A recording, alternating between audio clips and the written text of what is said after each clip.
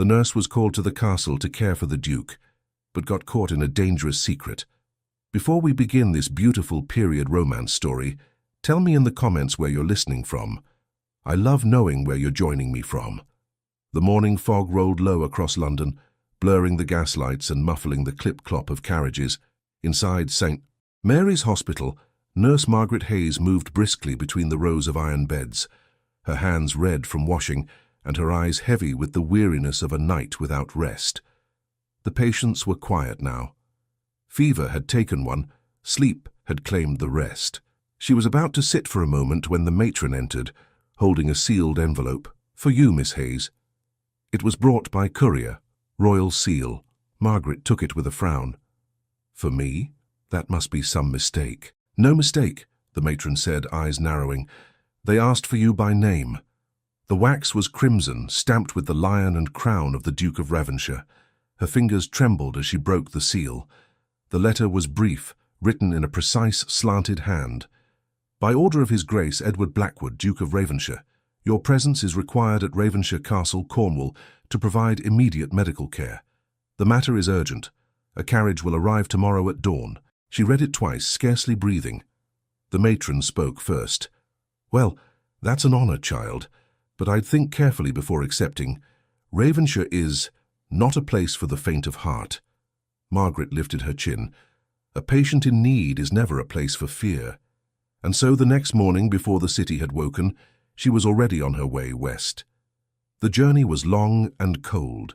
Each hour drew her farther from the noise of London and closer to the whispering emptiness of Cornwall. The sky darkened. Mist curled over the hedgerows. By the time her hired coach reached the cliffs, dusk had fallen, and the sea below roared like some restless beast. "Ravenshire Castle, miss," the driver said, pointing upward. Through the fog, she saw it, tall and grim against the grey sky, its turrets half lost in cloud. No lamps burned in its windows, only the faint glimmer of lightning far off the coast. A footman met her at the gate, silent as the wind. He led her up the wide staircase into the great hall. Her boots echoed sharply against the marble floor. Everywhere portraits watched her, proud men and pale women, eyes fixed, as if to judge this intruder from London. At the top of the staircase stood the housekeeper, a severe woman with silver hair. "Nurse Hayes," she said. "You're expected. This way." Margaret followed through a corridor so quiet she could hear her own heartbeat. The air smelled faintly of candle wax and salt. "Is His Grace very ill?" she asked softly. The housekeeper did not turn. "He is unwell. You will see for yourself." They stopped before a tall door. "You are to attend him only when he requests it," the woman added. "He does not trust strangers." Then she opened the door and stepped aside. The room was vast, the curtains drawn. A fire burned low in the grate, its light revealing a figure seated near the window. The man did not rise. Margaret took a cautious step forward. "Your Grace?" He turned his head slightly. The firelight caught his face, sharp lines, pale skin, dark eyes that seemed to look through her rather than at her. "You are the nurse?" His voice was quiet, yet it carried an edge. "Yes, Your Grace." "Margaret Hayes, from St. Mary's Hospital. I came as requested." "I did not request you," he said coldly. "It was my cousin who sent for you. I have no need of doctors or nurses. You may return to London." Margaret met his gaze.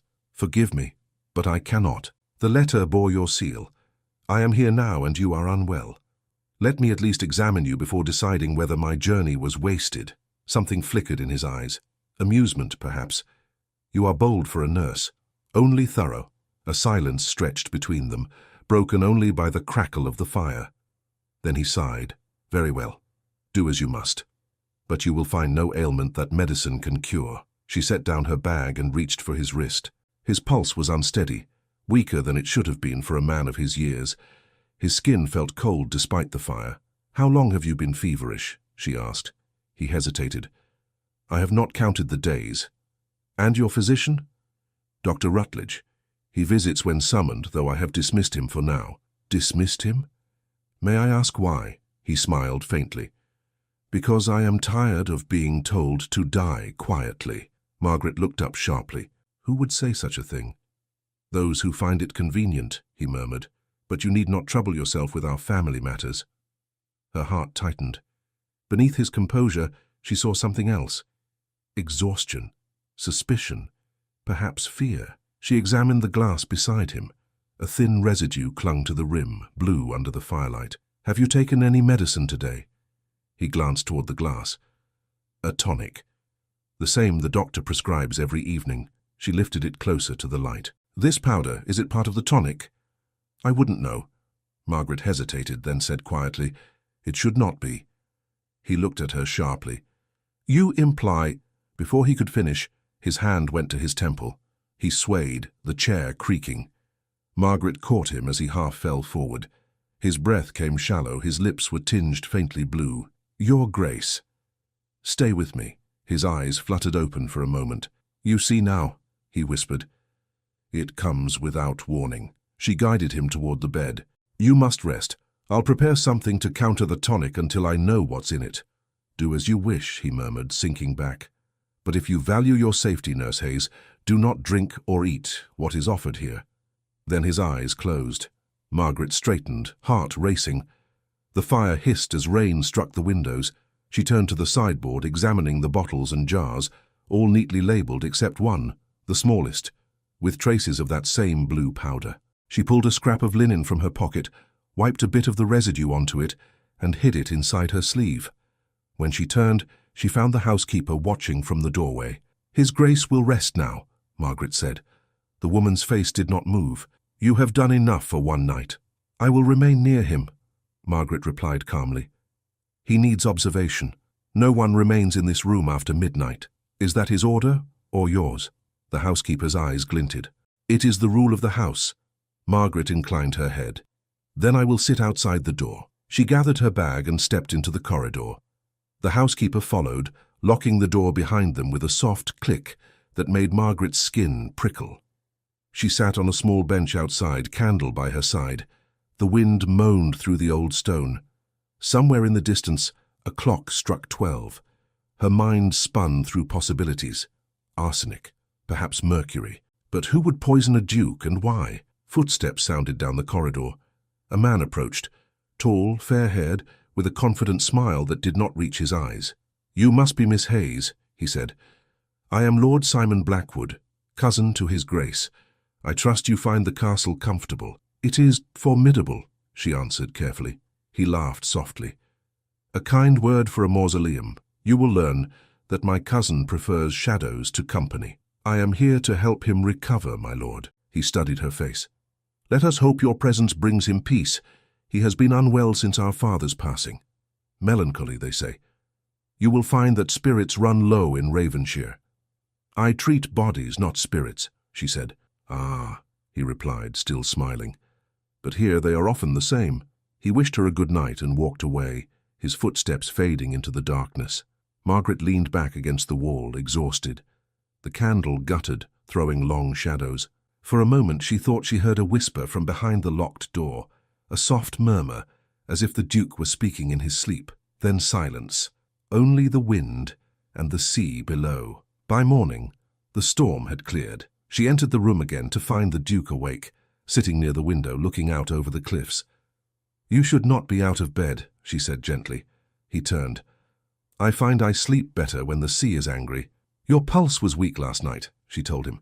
"I believe your tonic is harming you. May I analyze its ingredients?" "Do you suspect poison?" he asked calmly. "I suspect carelessness," she said, though her voice faltered. He watched her for a long moment. "You are unlike the nurses my cousin hires. You speak your mind." "Truth is part of healing," she replied. "Then perhaps you will heal more than my body." She looked away, uncertain what to say. The tension between them was fragile, shifting like the light on the water. A knock interrupted them. The housekeeper entered with a tray. "His Grace's breakfast." Margaret stepped forward quickly. "Please leave it here. I will see that he eats." The woman hesitated, then obeyed, her expression unreadable. When she left, the Duke eyed the plate with faint amusement. "You intend to taste it first, I presume?" "I do." She cut a small piece of the bread and tasted it. Ordinary. She took a sip of the tea, bitter, but harmless. "It is safe," she said. He smiled faintly. "How you may remain, then. It seems my life depends upon your courage." "I prefer to think it depends on common sense," she answered, and for the first time he laughed, a quiet, tired sound, but real. The day passed more peacefully. Margaret took notes, adjusted his diet, and sent for fresh herbs from the village. Yet she could not shake the feeling that eyes followed her wherever she went. The servants bowed, but never spoke. The housekeeper's shadow passed the door too often to be chance. That evening she returned to her small chamber in the east wing. She wrote in her journal by candlelight, recording symptoms and impressions, then closed the book and prepared for rest. The castle was utterly still. Even the sea seemed to hold its breath. As she blew out the candle, something rustled near the door. She froze. A soft scrape, like paper sliding over stone. She relit the wick with shaking hands, bent down, and saw it, a folded note pushed beneath her door. Her name was not written upon it. Only 3 words, scrawled in a hurried hand. "He must not live." The candle flickered as Margaret read the words again, her pulse quickening. She looked toward the corridor, but only silence answered. Whoever had left the note had vanished into the shadows. She folded the paper carefully and slipped it into her apron pocket. Morning would bring questions, but she could not sleep now. Before dawn, she rose and went to the Duke's chamber. The housekeeper appeared from the darkness like a sentry. "Too early," the woman said sharply. "His Grace does not rise before 8. "I must check his pulse," Margaret replied. "His fever worsened last night." The housekeeper's eyes narrowed. "And yet he lives. Perhaps your nursing is better than your courtesy." Margaret said nothing. She entered the room. The Duke was awake, dressed in a dark robe, standing near the window, though the air was still chilled. "You're restless again," she said softly. "Sleep is no friend of mine," he answered without turning.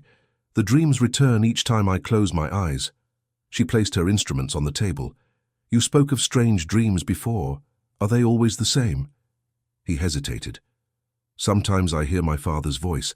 Sometimes I see the sea rising over the cliffs. Always the same end. I wake gasping, as if something were pressing on my chest. Poison could cause such visions," she murmured. He turned to her then. "You believe it truly? I found this in my chamber." She handed him the note. "Someone does not wish you to live." He read it slowly, his face unreadable. "This handwriting is familiar," he said at last, "but I cannot yet place it. You must keep this secret, Miss Hayes. If the household suspects our knowledge, they will act before we are ready." "Our knowledge?" she asked. "Yes, if you are to remain, we are allies now." The word stirred something deep within her. Not pride, not fear, but the strange certainty that she could not leave even if she wished. Later that morning, as she prepared the Duke's tonic from herbs she trusted, a young maid entered carrying linens. Her name was Rose, no more than 16, her eyes wide with nervousness. "Miss Hayes," she whispered, "they say you've angered the master's cousin. You should be careful." Margaret looked up. "Why would I anger him?" "I've spoken to him once."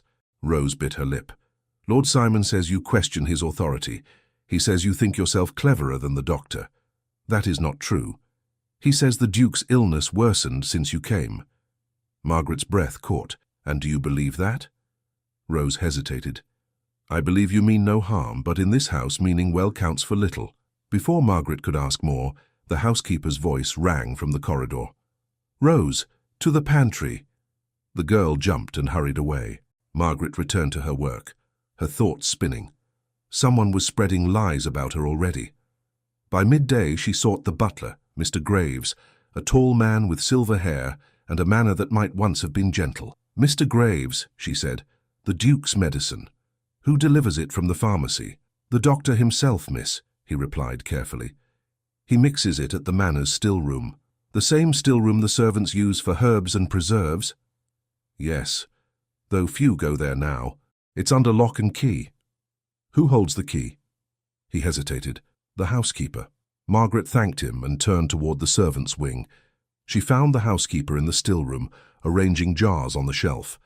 The air smelled of dried lavender and dust. "I'll prepare the Duke's next tonic here," Margaret said. "I require access to your ingredients." The housekeeper's back stiffened. "My ingredients? You question the doctor's prescriptions?" "I follow my training. I use nothing untested." Then perhaps you should return to London, where clever women belong. Margaret met her gaze evenly. I belong where I am needed. The housekeeper's lips thinned, but she handed her a small key. Do as you wish, but remember, curiosity has ruined better women than you. Margaret opened one cupboard after another. The jars were neatly labelled, valerian, belladonna, camphor, until her hand paused on one whose label was torn. Inside shimmered the faintest blue powder. She touched the rim. The smell was metallic, bitter. She turned sharply. What is this? The housekeeper shrugged. A tonic additive.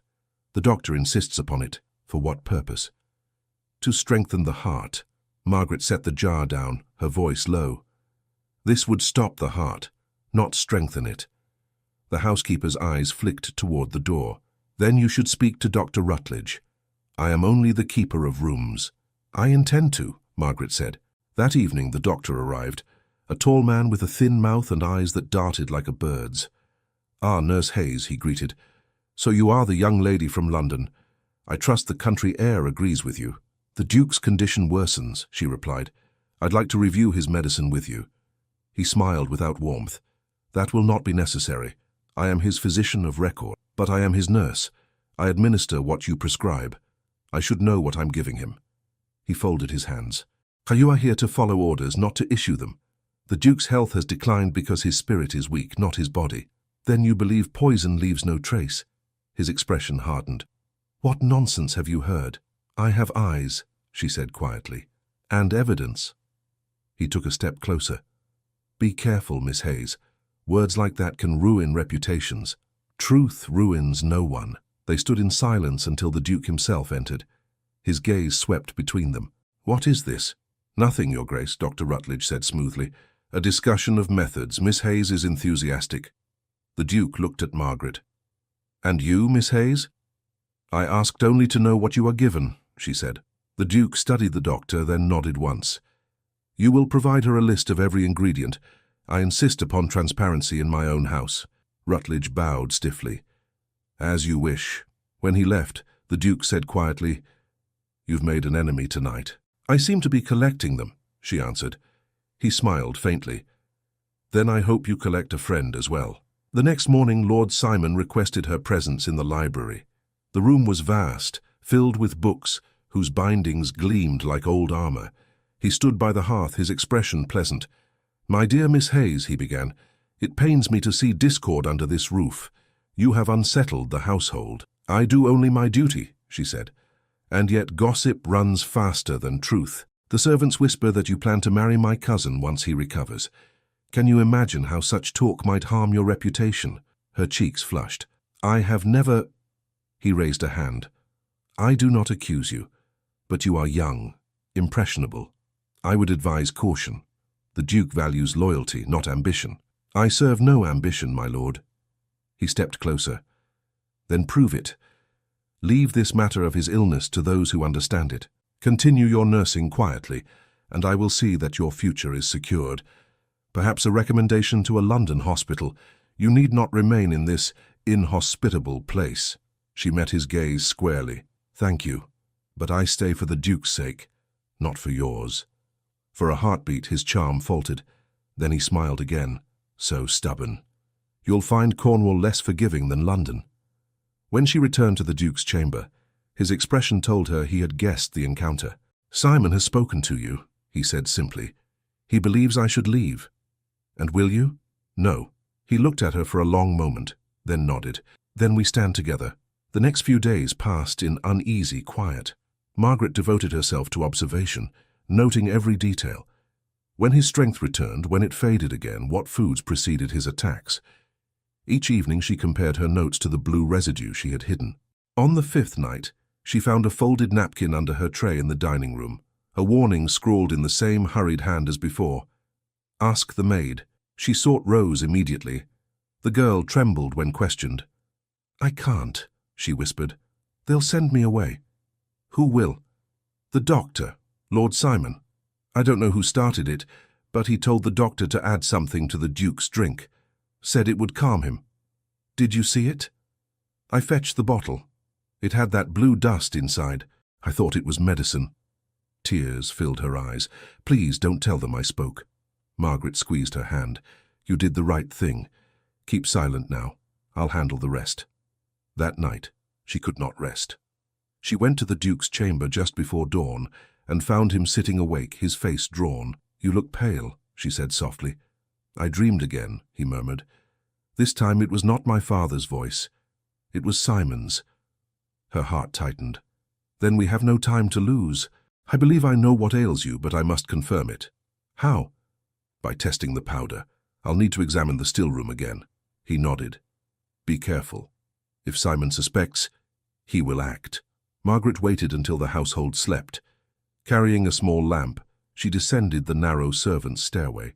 The still-room door creaked open under her key. Inside, the air was heavy with damp herbs and silence. She found the same jar, half empty now, but beside it lay a smaller one sealed, bearing a wax crest, the crest of the Blackwood family. As she bent closer, she saw something glint beneath it, a torn piece of paper, the edge of a letter. She pulled it free and read the fragment aloud under her breath. "For the benefit of Lord Simon upon the death of Edward Blackwood." Her hands shook. Someone had prepared for the Duke's death in writing. She replaced the jar and stepped back, heart pounding. The floorboard behind her creaked. She froze, turned slowly. In the doorway stood the housekeeper, her candle trembling, her face pale as stone. "What are you doing here, Miss Hayes?" "I might ask you the same." "I heard footsteps," the woman said. "You have no permission to be here at night." "Then you'll report me to the Duke," Margaret said evenly.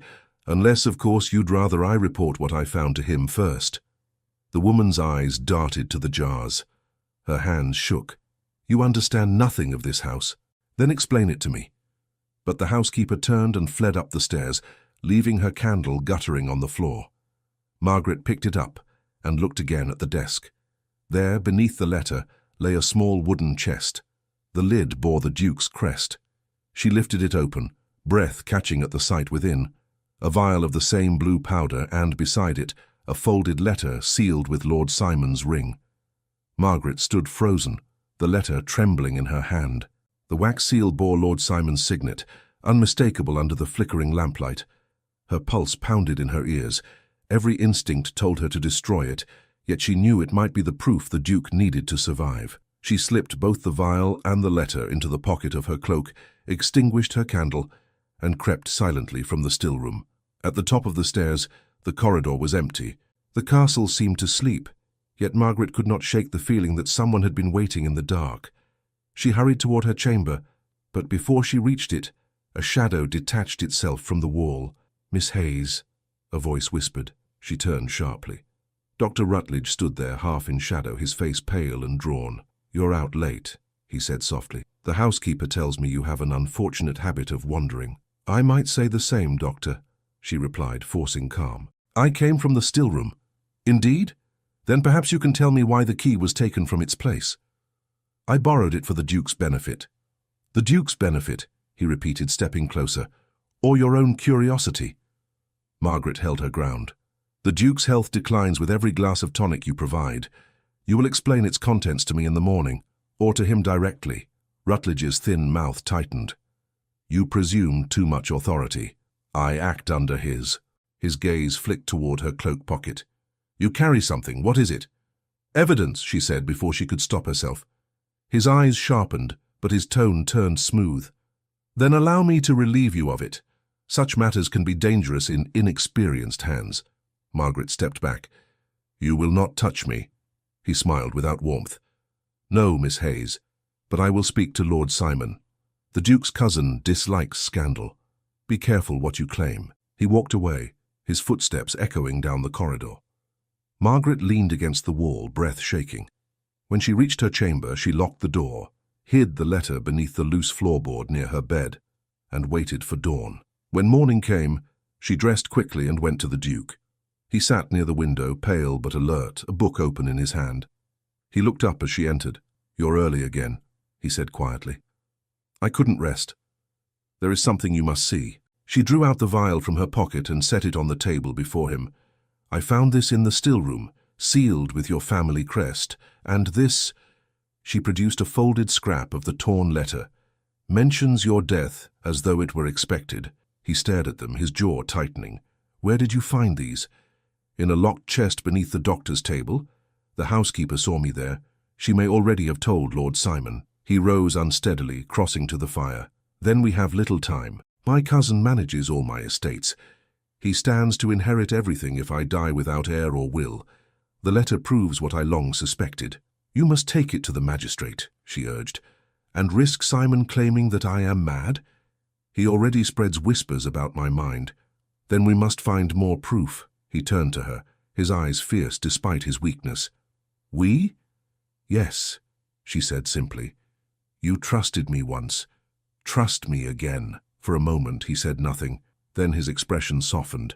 You remind me of my mother, he murmured. She was the only one who ever stood her ground in this house.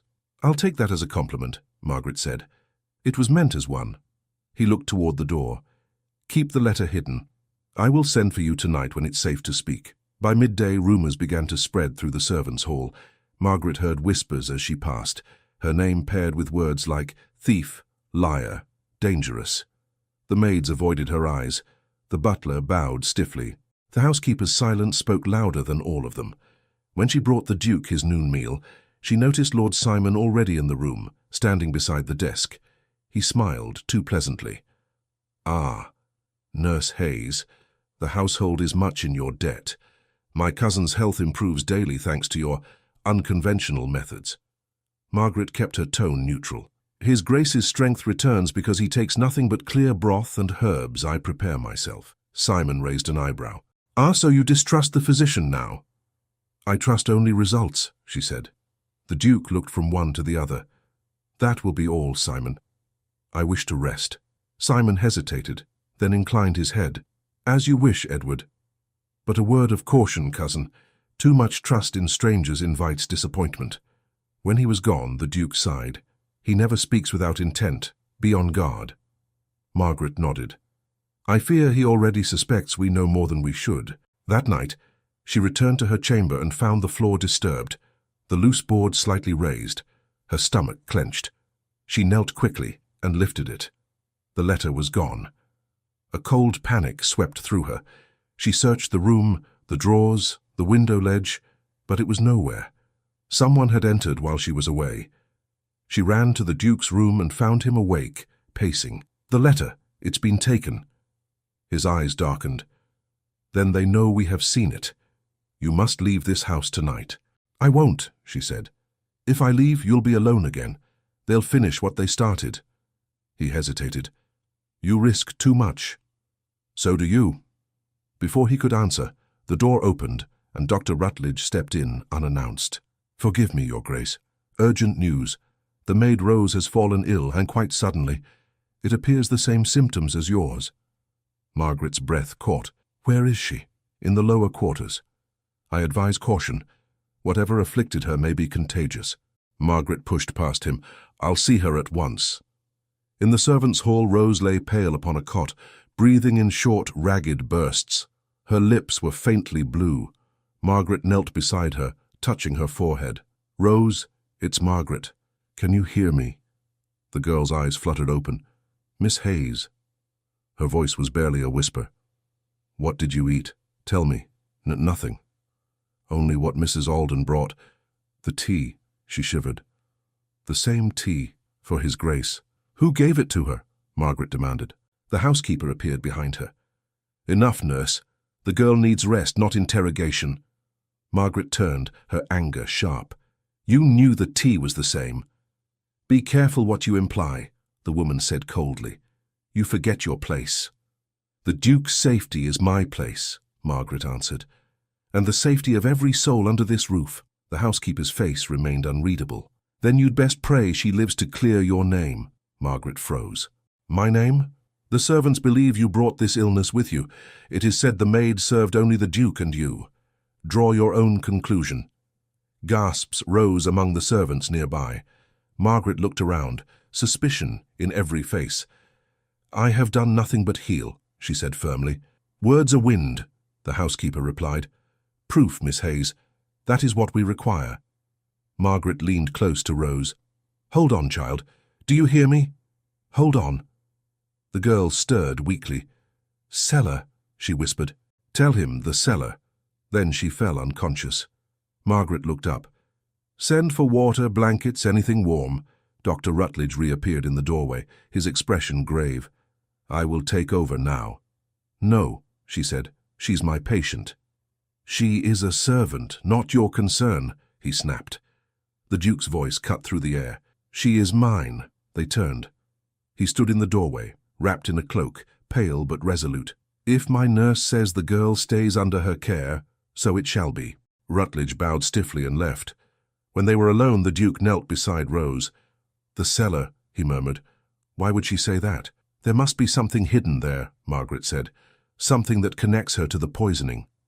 The Duke rose unsteadily. "Then we go at once." "It's not safe." "Nothing in this house is." Together they descended the narrow steps to the cellar. The air was cold and smelled of damp stone. Rats scurried along the walls. Margaret held the lamp high, its glow trembling across barrels and crates. "Over there," she said, pointing to a small door set into the far wall. It was half concealed behind an old tapestry. The Duke tested the latch. It was locked. He seized a nearby poker and forced it open with a groan of iron. Inside lay shelves lined with bottles, boxes, and papers. Margaret lifted one of the papers. "These are financial ledgers," she said, "all signed by Lord Simon." The Duke scanned a page. "Transfers, debts, investments, all against my estate. He's been selling the land piece by piece." She found another ledger, smaller, hidden beneath the first. "This one lists payments to Dr. Rutledge." The Duke's jaw tightened. "For what service, I wonder?" Margaret opened a small drawer beneath the shelf. Inside lay several vials of the same blue powder, neatly corked. "There's enough here to kill a dozen men," she whispered. The Duke took one and held it up to the light. "Now we have proof." Footsteps sounded above them. They froze, voices drifted down. Simon's sharp tone, the doctor's reply. "They're coming," Margaret whispered. The Duke extinguished the lamp. "Hide the ledgers. Take one only. We'll expose them at dawn." Margaret tucked a ledger into her cloak. The footsteps grew louder. Simon's voice echoed from the stairway. "Edward? Are you down there?" The Duke stepped forward, steadying his breath. "We were inspecting the stores." Simon descended slowly, candle in hand. His eyes gleamed in the dim light. "At this hour, how curious." Dr. Rutledge followed, his expression blank. "The housekeeper said you were resting, Your Grace." "I changed my mind," the Duke said coolly. Simon's gaze shifted to Margaret. "And you, Miss Hayes, do you find our cellar to your liking?" "It contains many interesting things," she said. "I'm sure it does," he replied, taking a step closer. "But some doors in Ravenshire are better left closed." The Duke stood between them. "We were leaving," Simon smiled thinly. "Then allow me to escort you." They climbed the stairs in silence. Margaret felt the weight of the ledger under her cloak, the Duke's hand steady on her arm. When they reached the hall, Simon paused. "Sleep well, cousin," he said. "You'll need your strength for what comes next." They continued to the Duke's chamber without speaking.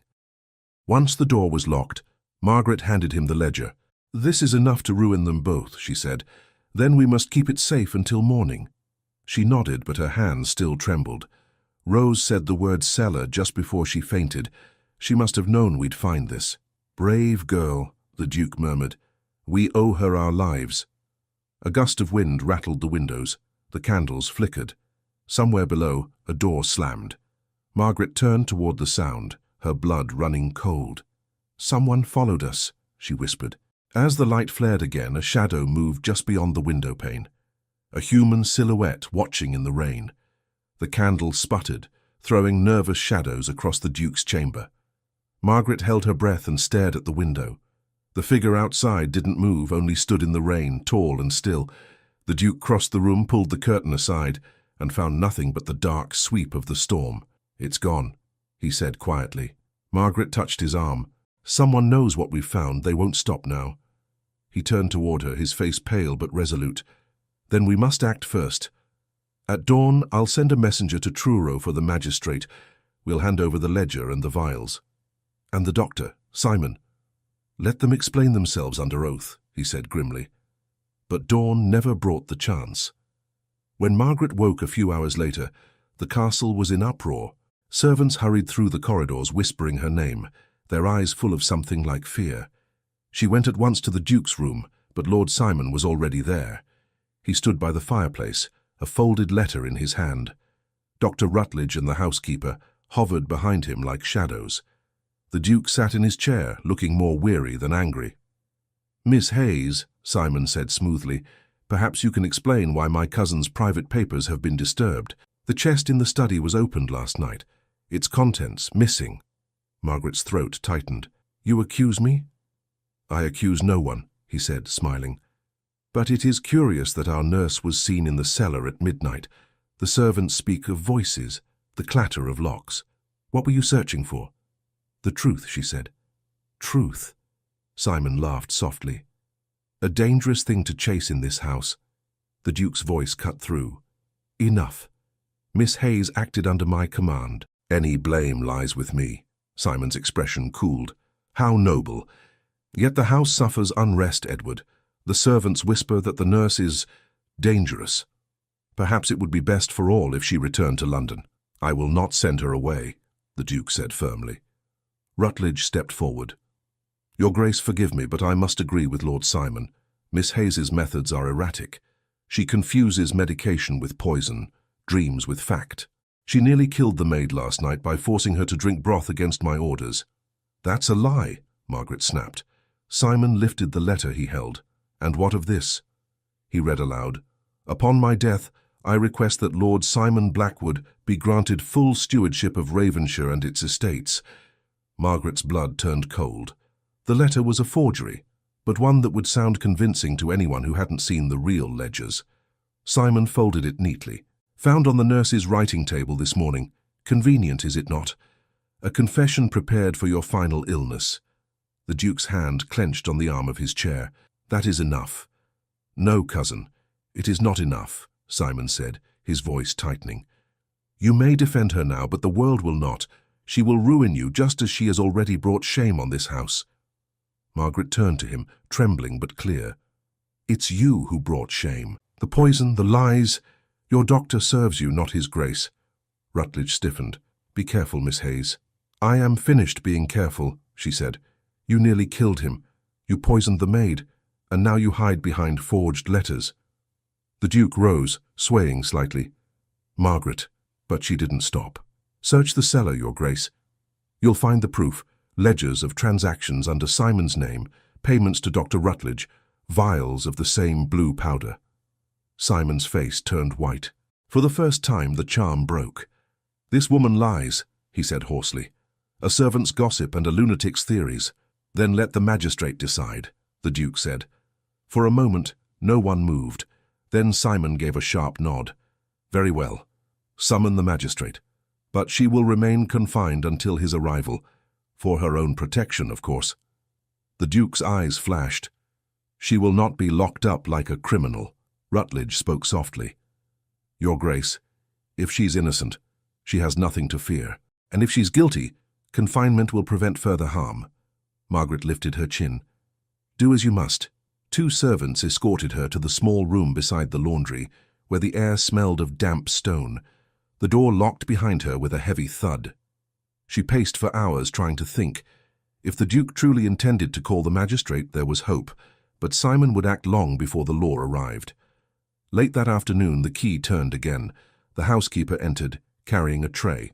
"Your supper, Miss Hayes," she said stiffly. Margaret didn't touch it. "Why are you helping them?" The woman paused. "You think I wish harm to his Grace?" "You allow it," Margaret said. "And that's the same." The housekeeper set the tray down. Her voice softened. "You don't understand what this house has endured. Since the old Duke died, nothing has been as it was. Simon controls the accounts. The doctor controls the Duke's body. And I—" She hesitated, then sighed. "I only try to keep the servants fed and the doors locked against worse things." "Then help me," Margaret urged. "You know I speak truth." The woman shook her head. "Truth doesn't free anyone here. It only buries them." She turned to leave. "Wait," Margaret said quickly. "If you won't help me, help him. His Grace will die if this continues." The housekeeper paused in the doorway. For a heartbeat, something flickered across her stern face. Pity, perhaps. "Eat," she said finally. You'll need your strength. When she was gone, Margaret sat motionless. Then she lifted the lid of the bowl. The broth was pale, harmless-looking, but she caught a faint glimmer of blue at the bottom. She set it aside and waited. Hours passed. Rain began again, steady and cold. The lock clicked once more. This time it was the Duke himself, cloaked and pale, his breath uneven. "How did you get away?" she whispered. "The servants believe I sleep," he said. "I couldn't bear knowing you were kept like this. You shouldn't be here, they'll see you." "I don't care." He crossed the room and took her hand. "You risked everything for me. I will not let them destroy you." His hand trembled, but his voice steadied. "I sent a messenger to Truro before dawn. The magistrate arrives tomorrow.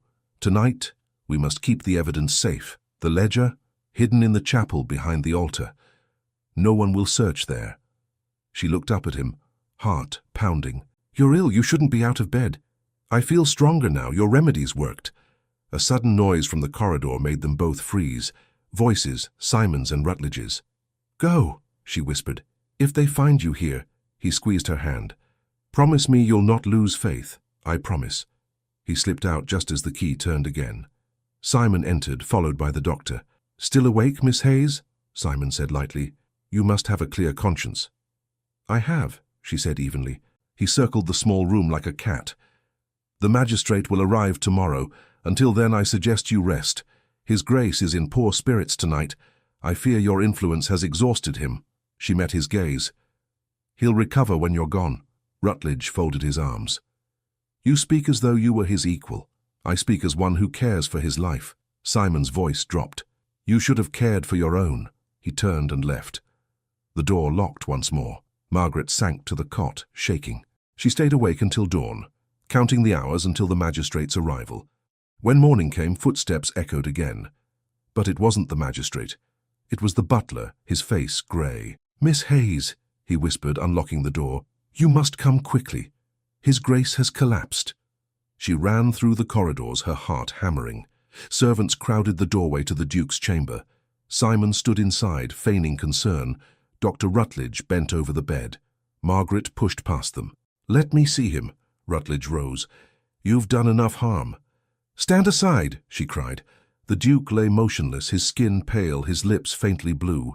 She felt his pulse, weak but present. "He's been poisoned again," she said through her teeth. "You gave him something this morning." Simon looked at her with feigned shock. "Such audacity! You return to accuse others while your own hands are stained." "I gave him nothing," she said fiercely. "Then explain this," Rutledge said, holding up a small bottle, the same she had used for her herbal remedies. Margaret stared. "That's not mine. It was found in your chamber," Simon said. "The servants will swear to it." The Duke stirred faintly, whispering her name. She leaned close. "I'm here, hold on." Simon's voice was cold. "You will leave this room now, Nurse Hayes. His Grace's welfare is no longer in your care." She refused to move. "He needs antidote. Vinegar, milk, anything to dilute the poison." Rutledge's hand shot out, gripping her arm. "You forget yourself." The Duke's voice rasped weakly. "Release her." Simon frowned. "You need rest, Edward."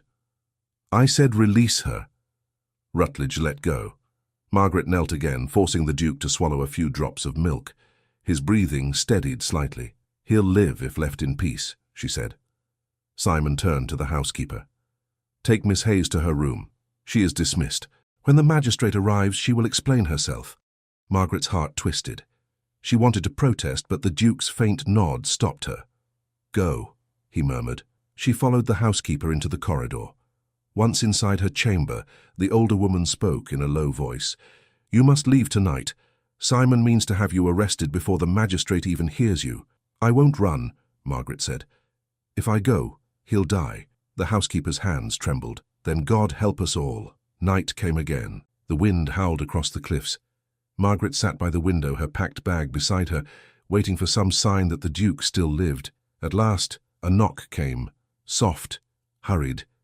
It was Rose, pale but standing, her eyes wide with fear. "Miss Hayes," she whispered. "They're meeting in the cellar, Lord Simon and the doctor. They said the Duke won't see another dawn." Margaret caught her hands. Did you hear how? Something in his medicine. They said it would look like fever. Then we must warn him. Rose nodded. Come quickly before they finish.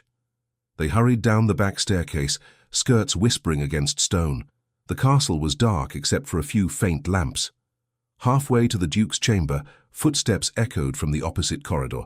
Margaret pulled Rose into an alcove. Two figures passed, Simon and Rutledge speaking low. By morning, Simon said, he'll be beyond help.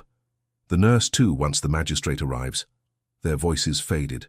Margaret exhaled shakily. Come. They reached the Duke's door. She knocked once, softly. No answer. She tried again. Nothing. The door was barred from inside. Your Grace, she whispered. It's Margaret. Silence. She turned to Rose. Fetch the butler. Tell him to bring the spare key. The girl ran off. Margaret pressed her ear to the door. Inside, she heard a faint sound, a sigh, or a moan. Hold on, she whispered. I'm coming. When Rose returned with the butler, they forced the door open. The Duke lay motionless again, the same glass beside his bed. Margaret rushed to his side, praying she wasn't too late. Then she saw it, the faint trace of blue powder clinging to the rim. Margaret's cry broke the silence. He's been poisoned again! She threw the glass aside and knelt by the Duke's bed, feeling for a pulse. It fluttered, faint but alive. Bring water, quickly, she ordered. The butler hurried out, leaving Rose pale and trembling near the door. Margaret forced the Duke's mouth open and tried to rouse him. Your Grace, hear me, she whispered. Stay with me, please. His eyes rolled back, unfocused, and she caught the smell of the bitter powder on his breath. When the butler returned, she took the jug and poured water between the Duke's lips, praying it would dilute the poison. After several minutes, his breathing steadied slightly. Sweat beaded his forehead. Keep everyone away from this room, she said sharply. No one enters, not even Dr. Rutledge. The butler hesitated. Lord Simon, especially him. He nodded, fear in his eyes, and left to obey. Margaret turned to Rose. Go to the kitchen. Bring vinegar and milk. Hurry. As soon as the girl left, the Duke stirred. His lips moved. Margaret. She leaned close. I'm here. You'll be well again. He tried to speak, but coughed weakly.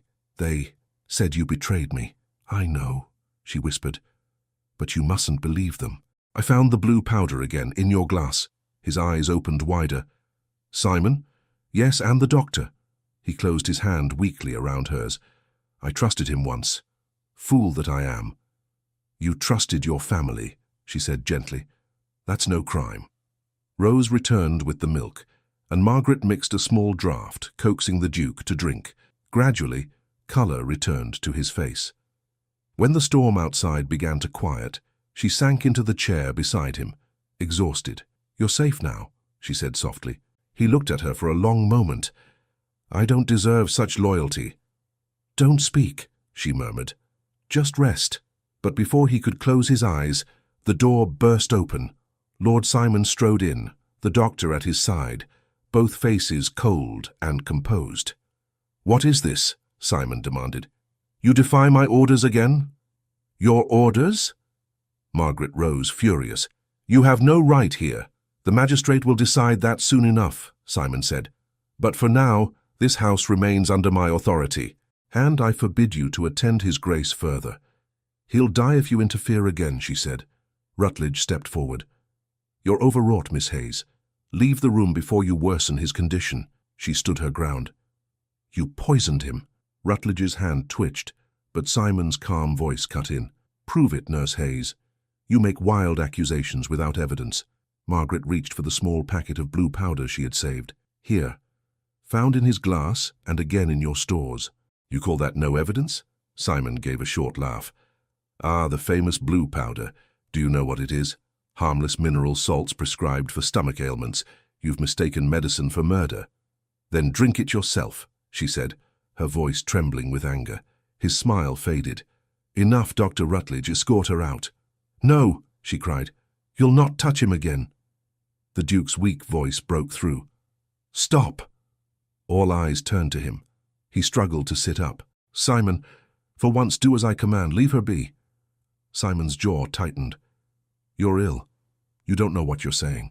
I know precisely. the Duke said, strength returning to his tone. She stays. You go. Rutledge looked uncertain. Simon's expression hardened, but he bowed slightly. As you wish, cousin, but when the magistrate comes, you'll regret defying me. They left, the door closing sharply behind them.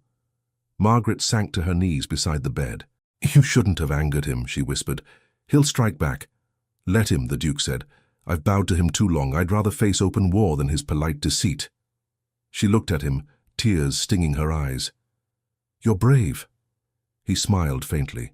No, only weary of being afraid. The next morning dawned grey but quiet. The household moved with strained silence, waiting for the magistrate. Margaret remained at the Duke's side, refusing all food and drink that came from the kitchen. When the butler brought her tea, she shook her head. Nothing from their hands. By midday, hoofbeats sounded in the courtyard. Through the window, she saw the magistrate's carriage approaching, splashing through puddles. Simon greeted the official at the door, bowing low, his charm fully restored. Margaret could almost hear the lies forming on his tongue. Inside the Duke's room, she helped him to sit upright, adjusting the pillows. You'll need to speak carefully, she warned. They'll try to twist your words. He took her hand. You believe I can face them? You must. For your father's name. For everyone who served you faithfully. A knock sounded. Simon entered with the magistrate, a stout man in a travel-stained coat, his expression wary. Rutledge followed. Your Grace, Simon said smoothly. The magistrate has come to resolve this unfortunate misunderstanding. The Duke inclined his head. Then let us resolve it. The magistrate stepped forward. I understand there are charges of poisoning and fraud. I hope to find only confusion, not malice. There is malice, Margaret said before Simon could speak. And proof. Simon smiled tightly.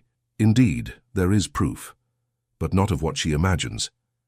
He handed the magistrate the forged letter. Found among her things. You'll note it bears my cousin's signature. Margaret's heart lurched. The magistrate examined the paper, frowning. This appears genuine. It's a lie, she said. He forged it to make me appear guilty. Simon sighed. A desperate defense. The Duke's voice rose weakly. Enough. That letter is false.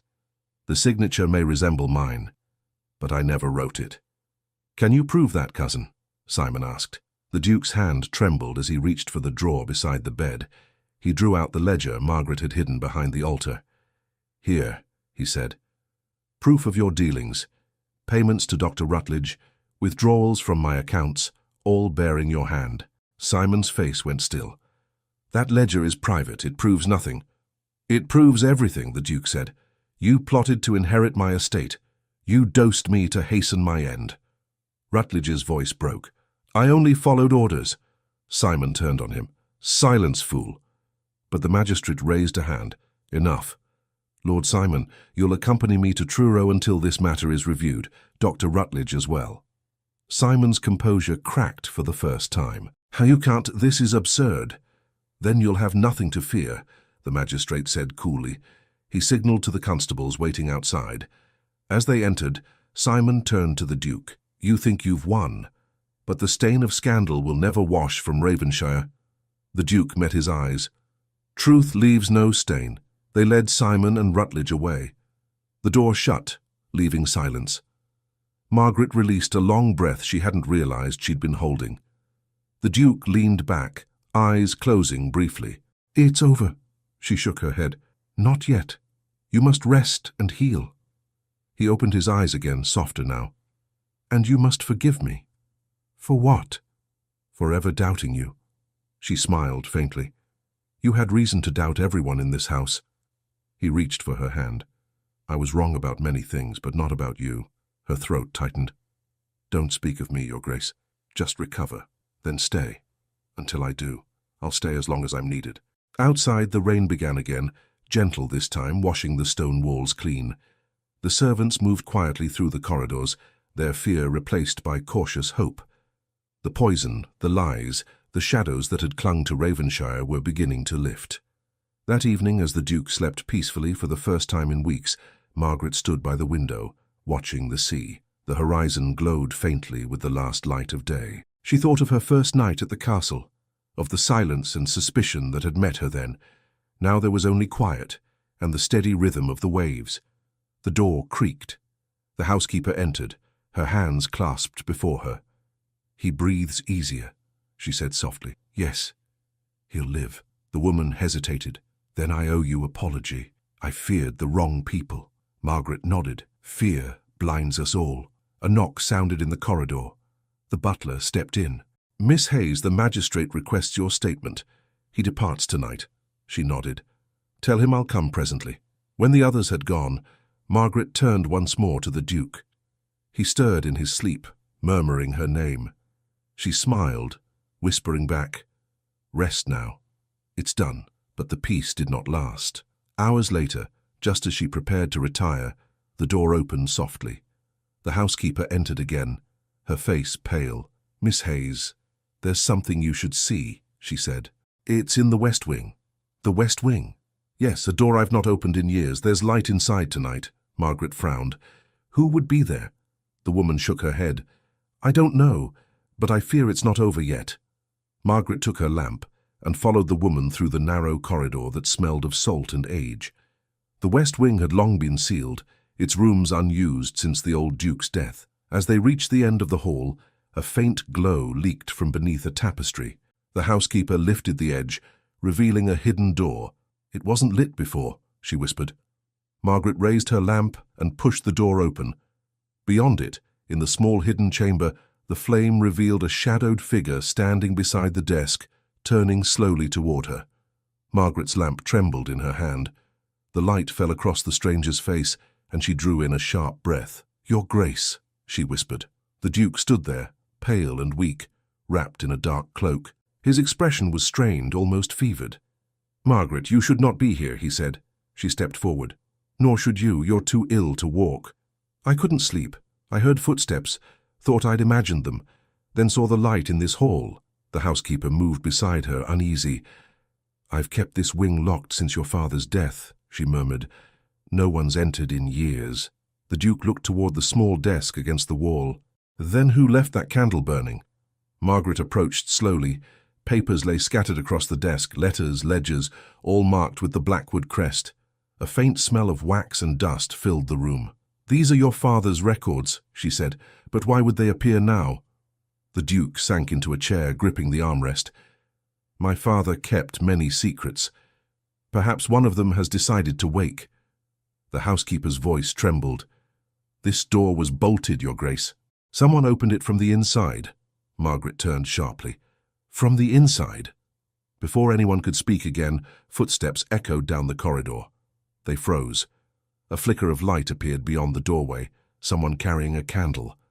The Duke gestured for silence. They hid behind the curtain that hung near the desk. The flame drew nearer. Then came the soft creak of the door. Lord Simon stepped into the room. Margaret's heart stopped. He was supposed to be gone, taken to Truro under guard.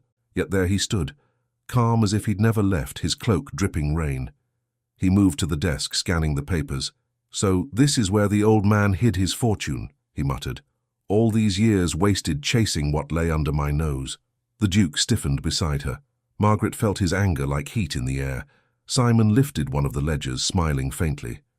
"It seems I was too merciful. I should have finished what I began." The Duke stepped from behind the curtain.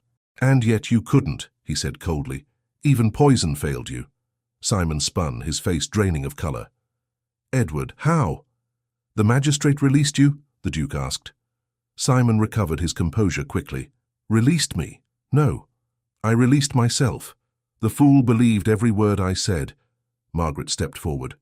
"You forged your innocence as you forged every document in this house." Simon's gaze snapped toward her. "Ah, the nurse. Still meddling. You might have been clever enough to survive if you'd learned when to keep silent." "Enough," the Duke said. "Leave this place, Simon. You've lost everything. What more do you want?" Simon's eyes glittered in the lamplight. "What I've always wanted. Freedom from you, from Ravenshire, from the shame of being second. You brought that shame upon yourself." Simon laughed softly. "Did I? Father chose you for the title, the fortune, the land. And what did I get? A smile and an empty promise. So yes, I took what was denied me." Margaret's voice was calm but firm. "You took life, not inheritance. Simon's expression turned cold. "And I would again if it meant peace." The Duke took a step forward. "You will answer for every crime you've committed." Simon's jaw tightened. "No, brother. You'll answer for them. The world will believe what I tell it, that you went mad, locked in your father's old chamber, raving about ghosts and poison." He reached toward his coat. Margaret instinctively moved closer to the Duke. "You mean to harm him again?" she said. Simon smiled faintly. "No need. The sea will do that for me. One step from the cliffs, one convenient storm. Who will question it?" The Duke faced him, steady now. "You forget something, Simon. I am no longer alone." Simon's eyes flicked toward Margaret. "Ah, yes, the nurse, the saviour. Do you love him then, Miss Hayes? Enough to die for him?" She didn't answer, but her silence was enough. Simon's sneer deepened. "How noble!" The Duke's hand clenched at his side. "Leave her out of this." Simon tilted his head. "I never involve those who are unimportant." The housekeeper, who had remained near the doorway, suddenly spoke. "My lord, listen to reason. The magistrate will return for you. End this now." Simon turned on her sharply.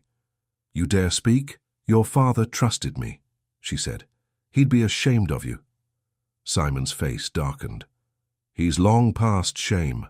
Margaret stepped between them. "Stop this, both of you. No one else will die for your bitterness." For a moment, the room was silent, except for the hiss of the wind through the cracked shutters. Then Simon smiled, a thin, cruel curve. "You think you can stop me?" He moved toward her. The Duke stepped forward, weak but determined, and caught his arm. "You will not touch her." Simon's voice was low, dangerous. "Let go." The Duke held firm. "I will not." Simon struggled, but illness had not stolen all the Duke's strength. They grappled briefly. The candle fell to the floor, sputtering. The flame flared against the edge of a paper-strewn rug. "Fire!" the housekeeper cried. Margaret grabbed the lamp and threw it aside, stamping out the spreading blaze. Smoke rose, filling the small chamber. Simon wrenched free and stumbled toward the door. The Duke caught his breath, coughing. "He's escaping," he said. Margaret helped him to his feet. "You can't follow him, your lungs—" "I must." Together they hurried down the corridor, the housekeeper close behind. The rain outside had grown heavier, and thunder rolled across the cliffs. They reached the great hall. Simon stood near the open door, wind whipping his cloak, rain pouring in. "Stay back," he shouted. "If you value your lives, stay back." "Don't do this," the Duke called. "It's over." "Not while you breathe." Margaret stepped forward. "Simon, please look at yourself. You've lost everything but your soul. Don't throw that away too." He hesitated. The storm raged behind him, lightning flashing over the cliffs. For a moment, Margaret saw the boy he must have once been, lonely, furious, desperate to be seen. Then his eyes hardened again. "You speak as though I have a choice." "You do," she said quietly. "We all do." The Duke moved closer. "Simon, listen to her.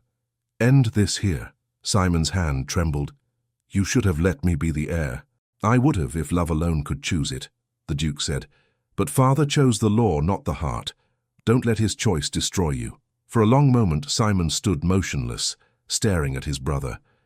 Then he dropped his gaze, shoulders sinking. Perhaps it already has. He stepped back into the storm, the wind tearing at his cloak. Margaret cried out, but the Duke caught her arm. "Let him go," he said softly. They watched as Simon disappeared into the rain, his figure swallowed by the mist that rolled over the cliffs. The housekeeper crossed herself. God forgive him. The Duke leaned heavily against the doorframe, coughing from the cold air. "He's gone." Margaret guided him back toward the fire, where the servants had begun to gather, frightened and whispering. She knelt beside him. "You're safe now." He shook his head. "No one is safe until this house is cleansed of all its secrets." "You've already done that," she said gently.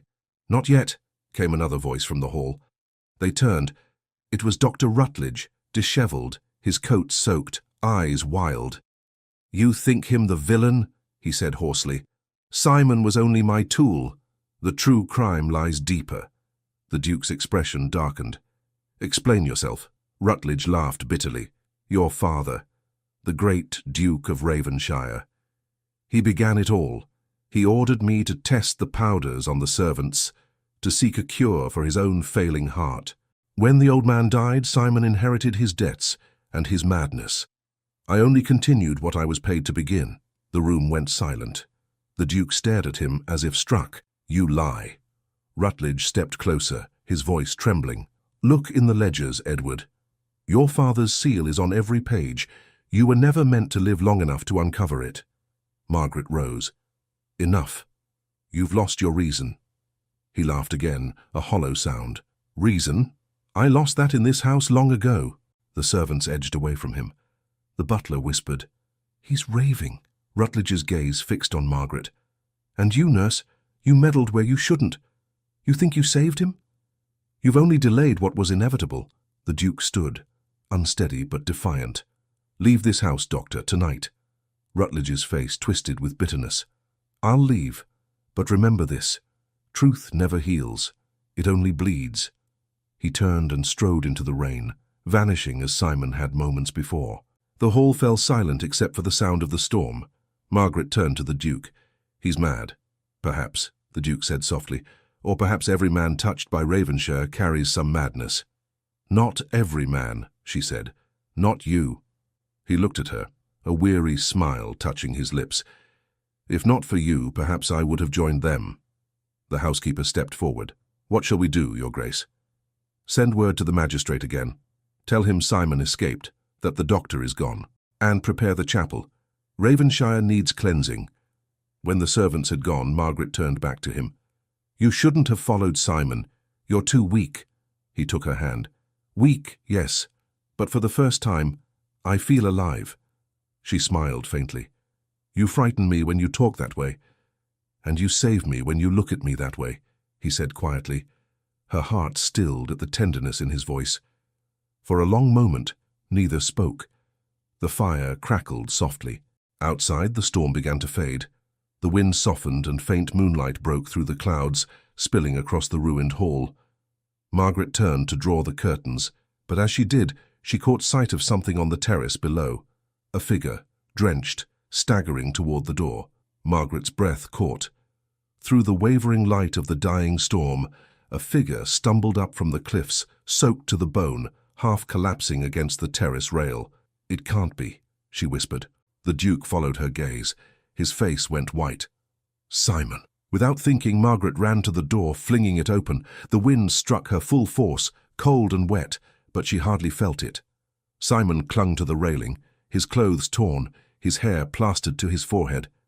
He looked less like the man who had cursed them hours ago, and more like a ghost dragged back from the sea. She reached him carefully. "Come inside. You'll die out here." He lifted his head, eyes hollow, voice hoarse. "Already dead," he murmured. The Duke appeared behind her, leaning on his cane. "Why have you returned?" Simon laughed weakly. "To finish what I began, or to end it. I can't tell which." He stumbled forward, and Margaret caught his arm. "You need warmth, not talk." She helped him inside. The servants gasped, stepping back. The Duke gestured for them to stay away. "Bring towels and brandy," he ordered. "Quickly." Simon sank to his knees before the fire. His hands shook uncontrollably. "The cliffs gave me mercy," he muttered. "I slipped, fell into the water, the tide threw me back like refuse." Margaret wrapped a shawl around him. "Rest. You're safe now." He looked up sharply. "Safe? No one's safe in Ravenshire. Not even you, Nurse Hayes. Do you think you've won?" "Enough," the Duke said quietly. "You've punished yourself enough for all of us."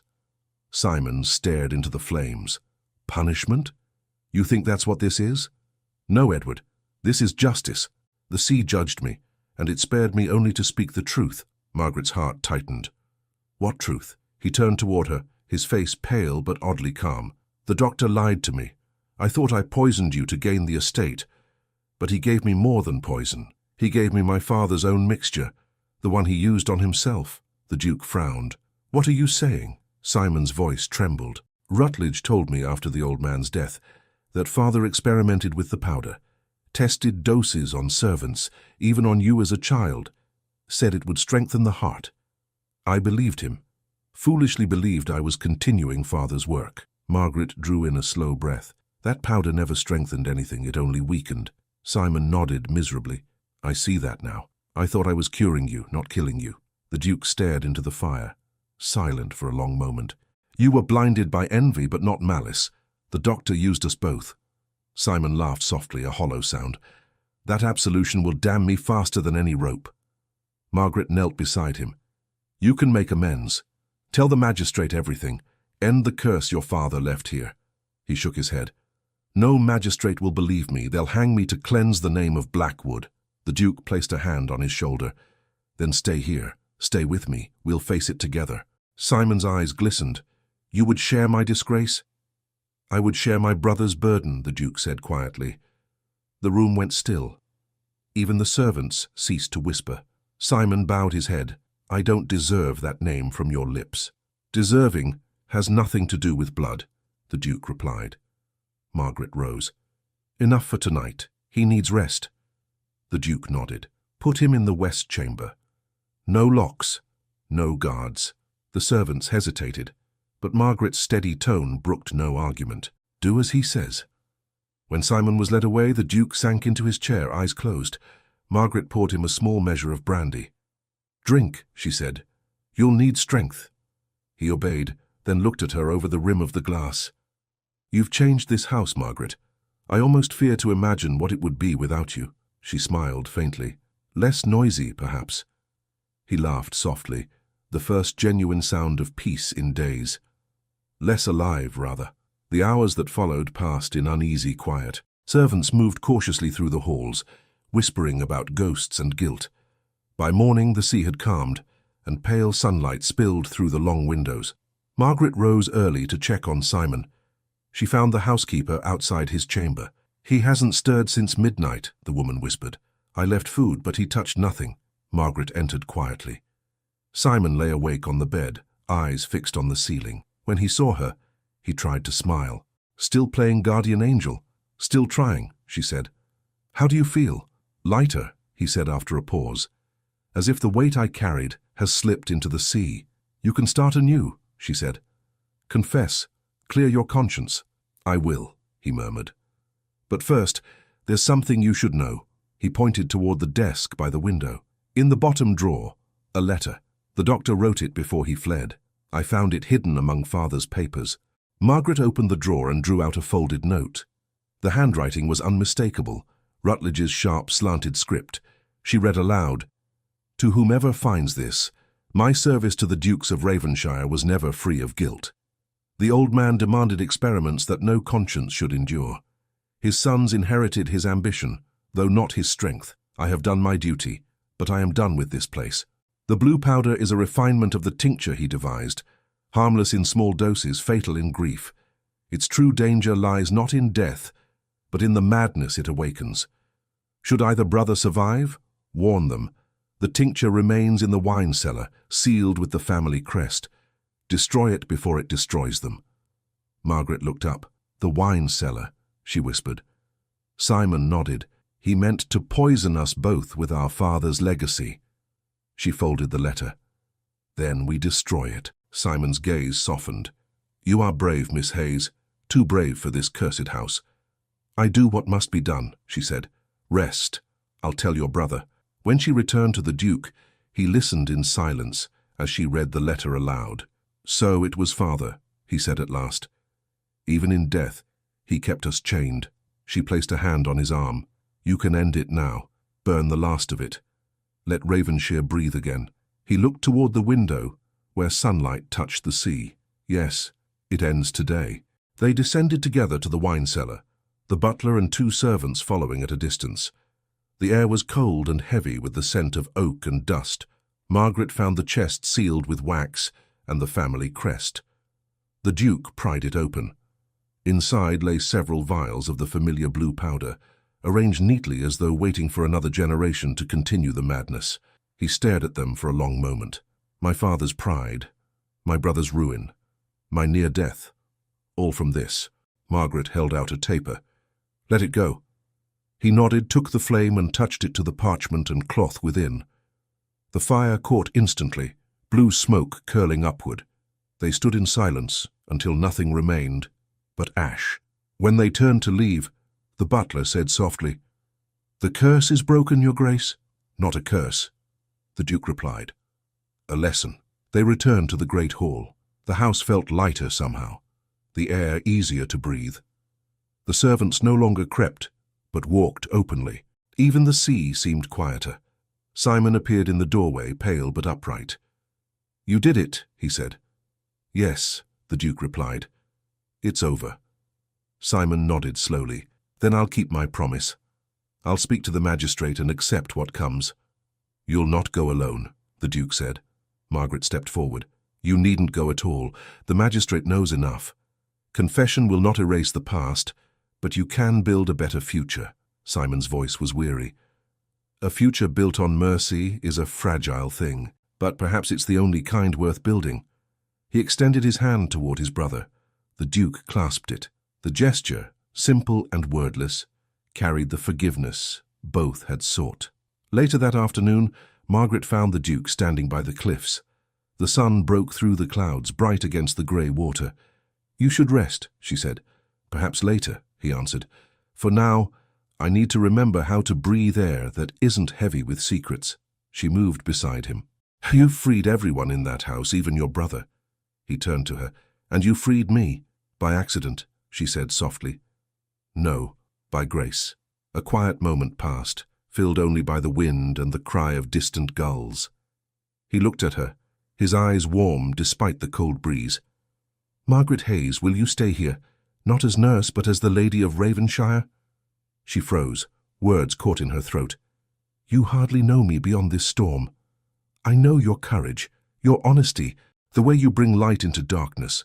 That's more than I knew about myself before you came." Her heart beat wildly. "What will people say?" He smiled. "Let them. For once I will live for truth, not appearance." She looked toward the sea, uncertain, moved beyond words. Before she could answer, the housekeeper appeared at the top of the path, her face stricken. "Your Grace," she called. "Come quickly. It's Lord Simon. He's gone from his chamber." The Duke's expression hardened. "Gone?" "He left a note," she said breathlessly. "Said he couldn't face the magistrate. He's gone to the chapel." Margaret's blood ran cold. "The chapel by the cliffs?" The woman nodded. "He said he wished to pray alone." The Duke turned, already moving. "We'll find him." Margaret followed, the wind whipping her cloak. The path to the chapel was slick with rain, the sea crashing below. As they neared the old stone building, the sound of the waves drowned all else. The chapel door stood open, candlelight flickering inside. The Duke stepped forward. "Simon?" Only the echo of his voice answered. Then Margaret saw it, a shadow kneeling before the altar, motionless. The Duke reached the altar first, calling his brother's name again, softer this time. "Simon." The figure did not move. Margaret followed, her heart pounding. The chapel was small, its air cold and damp, filled with the scent of old wax and salt. A single candle flickered on the stone altar, and before it Simon knelt, motionless, his head bowed. "Simon, please," the Duke said. "It doesn't have to end here." For a moment there was no response. Then Simon spoke, his voice hollow but steady. "It already has, Edward. I came to ask for forgiveness, but heaven gives none to men like me." Margaret knelt beside him. "Heaven listens to every man who speaks truth." Simon turned toward her, his eyes haunted but calm. "I've told enough lies to fill this chapel twice over. No prayer can undo them." The Duke placed a hand on his shoulder. "You're wrong. You can still choose life, Simon. Stay. Let us face what comes together." Simon's gaze flicked toward him, and for the first time there was peace in his expression. "You've always been too kind," he whispered. "It's your weakness and your strength." He held out a folded piece of paper. "Give this to the magistrate. It's the truth, written and signed. Every crime, every payment, every lie." The Duke took it silently. "You could deliver it yourself." Simon smiled faintly. "No, brother. The world won't hear truth from my lips, only guilt. But from yours, it may mean something." The wind howled through the open door. The candle flickered violently, throwing shadows across the walls. Margaret stood. "Come back to the castle. The storm's rising again." Simon's voice was soft but clear. "Go, both of you. Please, not without you," the Duke said. Simon turned to the altar, pressing one hand to the cold stone. "You'll never find peace if you keep dragging me with you. Let me end it on my knees, where I should have started." "Simon, go!" His voice echoed off the stone, startling them both. Then, more quietly, "If you ever loved me, leave me this moment." The Duke's face crumpled. "I do love you, fool brother." Simon's smile trembled. "Then, forgive me." The wind extinguished the candle. Darkness swallowed the room. Margaret reached for the Duke's arm. "We must go," she whispered. "He's made his choice." But as they turned, Simon's voice came again, faint but sure. "Edward, take care of her. She's the only light this place will ever know." The Duke looked back, tears streaking his face, but the shadow at the altar no longer moved. They left the chapel in silence. Outside, the wind tore at their clothes, and the sea raged below. Margaret guided the Duke along the path, his steps heavy. At the gate, the housekeeper and several servants waited, their faces pale. "Where is he?" the housekeeper asked. The Duke did not answer. He looked back once toward the chapel, its doorway dark against the storm. "He's at peace," he said quietly. They returned to Ravenshire in silence. The servants lit fires, trying to banish the cold, but the halls felt emptier than ever. Margaret stayed close to the Duke, afraid to leave him alone. By morning, the rain had stopped. The magistrate arrived soon after, summoned by the butler's message. He listened gravely as the Duke handed him Simon's written confession. "He asked that it be known," the Duke said, "that all blame falls upon him alone. The estate, the poisons, everything." The magistrate folded the paper and nodded. "His Grace will not be held accountable. Ravenshire's name shall be cleared." When the man had gone, Margaret found the Duke standing by the window, watching the sea. "It's over now," she said softly. He nodded, but his expression was distant. "It should feel like victory, shouldn't it? Instead, it feels like ash." She touched his arm. "Grief and peace often arrive together." He turned to her. "I don't deserve either." "You deserve both," she said gently. "You chose forgiveness when you could have chosen hate." He gave a weary smile. "And you, Margaret Hayes, what will you choose now that the house no longer needs you?" She hesitated. "I came to save a patient, not a duke, but perhaps I was meant to save something else." "What?" he asked quietly. "Hope." The word lingered between them. The firelight flickered across his face, softening the lines of sorrow. "You gave me more than hope," he said. "You gave me back my life. Then use it well," she whispered. Days passed. The servants began to laugh again. The housekeeper opened windows that had been sealed for years. Ravenshire seemed to breathe for the first time. Yet Margaret felt restless. Each evening she walked along the cliffs, watching the waves crash below, wondering if the sea carried Simon's last prayer. One evening she found the Duke waiting by the path. "You shouldn't walk alone," he said. "The cliffs are treacherous." "I've survived worse," she replied with a small smile. He walked beside her in silence for a time, until they reached the chapel. The door stood closed now, the cross above it repaired. He stopped and looked out toward the horizon. "I thought the sea would always terrify me," he said. "Now it only reminds me that even storms end." She looked at him. "You've changed. Perhaps I've finally begun to live," he said. "Because of you." Her voice trembled. "Don't say that." "Why not?" he asked. "It's true. You mustn't make me part of your redemption," she said softly. "You've earned that yourself." He smiled. "You're wrong. Redemption is never earned alone." They walked back to the castle in quiet companionship. The night air carried the scent of salt and new beginnings. The next morning, Margaret was summoned to the great hall. The Duke stood there, dressed in black, a letter in his hand. "The magistrate's report arrived," he said. "Simon's confession clears my name, but I asked him to keep the details private. I won't have Ravenshire remembered for scandal." "You honor your brother," she said. "I try," he answered, "but I wish the world could know he found peace before the end." She looked at him thoughtfully. "Perhaps peace doesn't need witnesses." He smiled faintly. "You speak like someone who understands loss." "I've seen enough of it," she replied. "It teaches one to cherish what remains." He studied her face as if weighing a decision. "Then perhaps it's time I cherished what remains for me." Before she could answer, The butler entered. "Your Grace, the chapel bell rings." They exchanged a startled glance. The bell had been silent for years.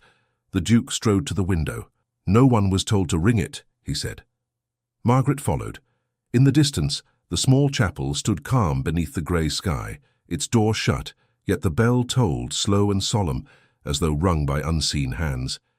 "It can't be," she whispered. The Duke's expression softened. "Let it ring.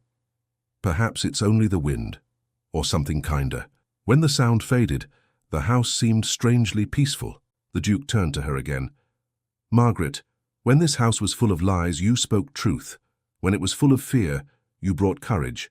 Stay here, with me. Not as my nurse, but as my partner in what life remains." She looked at him for a long moment. "You mean as your wife?" he smiled. "If you'll have me." Her eyes filled with tears she didn't try to hide. "You ask as though you don't already know the answer." He took her hands. "Say it anyway." "Yes," she whispered. "1,000 times yes." He drew her close, resting his forehead against hers, and for the first time since she had entered Ravenshire, she felt the house itself exhale, as though it too had been waiting for this moment. Outside, the sky cleared, and sunlight broke across the cliffs, turning the sea to silver. The servants gathered at the windows, smiling and weeping in equal measure.